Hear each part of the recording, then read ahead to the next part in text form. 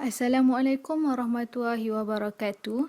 Pada hari ini, kami Fatin Alia Sofia, Nadia Syahira serta Nurun Nabila akan membentangkan ulasan kritis berkaitan prinsip penulisan bagi rencana yang bertajuk Ibrah Pandemik Ajar Kenali Adab Tinggalan Rasulullah. Rencana ini dikarang oleh Muhammad Amri Abdullah dan diterbitkan di Berita Harian Online secara rasmi pada 11 Mei 2020. Rencana ini mempunyai nilai penulisan yang baik kerana menggunakan pelbagai prinsip penulisan yang diperlukan oleh sesuatu rencana bagi menghasilkan karya yang padat dengan isi. Oleh itu, di dalam pembentangan ini kami akan kupaskan satu demi satu prinsip penulisan yang digunakan dalam rencana ini. Antara prinsip penulisan yang terdapat dalam rencana ini ialah pemerengganan, penjelasan, kesatuan serta kepautan. Prinsip penulisan yang pertama ialah pemerengganan. Pemerengganan ialah proses pembinaan perenggan bagi sesebuah karangan yang mengandungi bahagian penting seperti pengenalan, isi dan penutup. Ada kalanya bagi sesetengah penulisan, contohnya novel, mengandungi perenggan transisi dan dialog. Pemerengganan penting bagi membenarkan pembaca memahami konsep dan idea utama yang ingin disampaikan penulis. Pemerengganan yang tersusun mampu menarik minat dan rasa ingin tahu pembaca terhadap mesej yang cuba disampaikan penulis.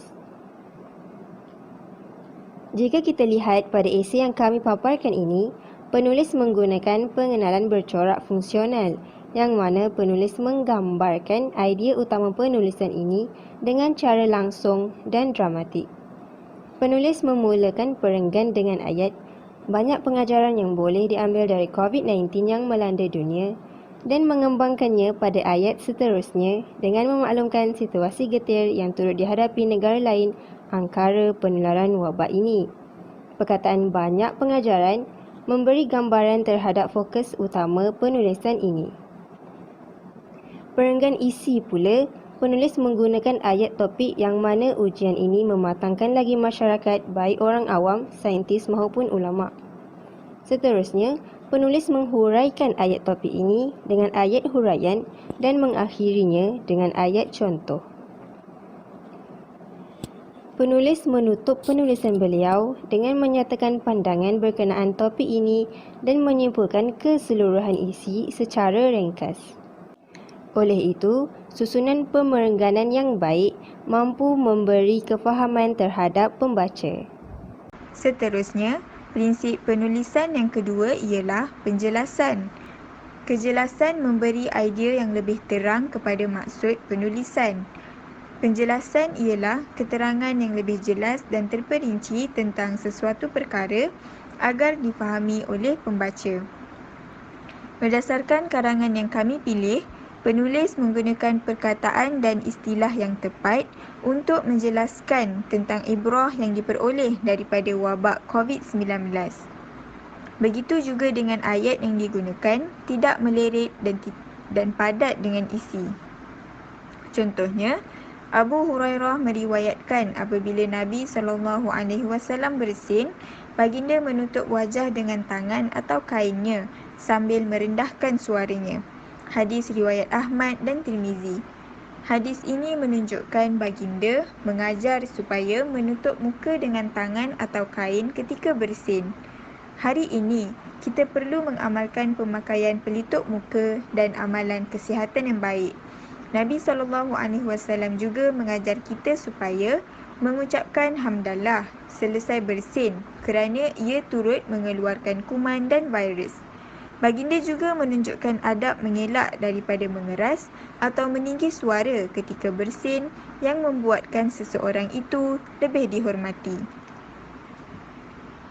Hal ini dapat menambah kefahaman pembaca. Setiap hadis diterangkan dengan lebih terperinci pada ayat yang berikutnya.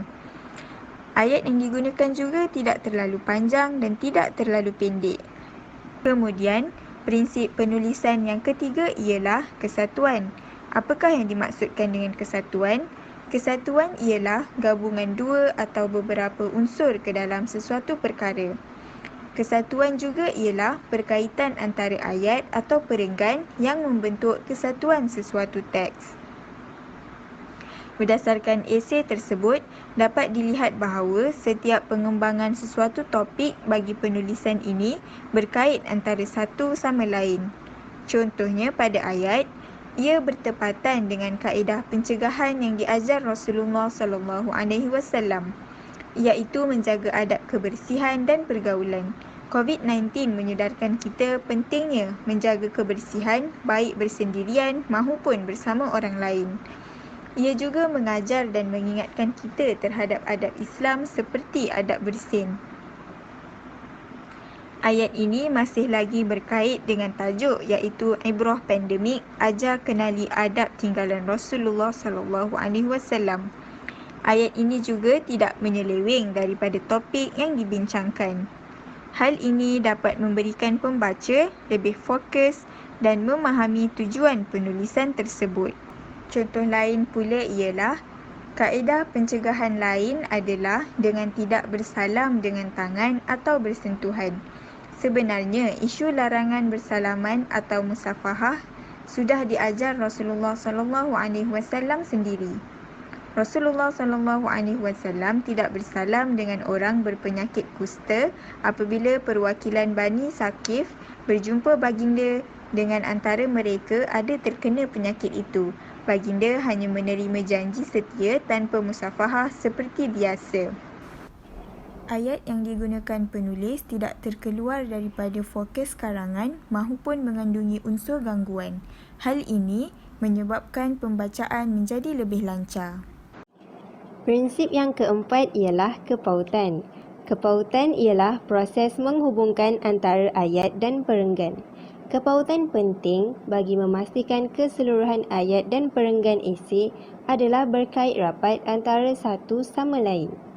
Antara contoh kepautan yang sering digunakan ialah pengulangan perkataan, penggunaan kata ganti diri seperti saya, kamu, dia, penanda wacana seperti walau bagaimanapun, oleh yang demikian, oleh sebab itu.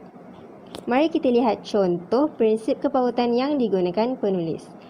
Contoh yang pertama ialah penggunaan perkataan Imam Nawawi yang mana pada ayat seterusnya, penulis tidak mengulangi perkataan ini, bahkan menggantikannya dengan kata ganti diri beliau. Penggunaan kata ganti diri beliau penting bagi menunjukkan bahawa penulis masih merujuk kepada orang yang sama. Oleh itu, pembaca mengetahui ayat yang pertama dan kedua mempunyai kesinambungan dan berkait antara satu sama lain. Seterusnya, pengulangan perkataan. Sekiranya kita teliti penulisan ini, kita dapati bahawa penulis mengulangi perkataan orang awam, saintis dan ulama.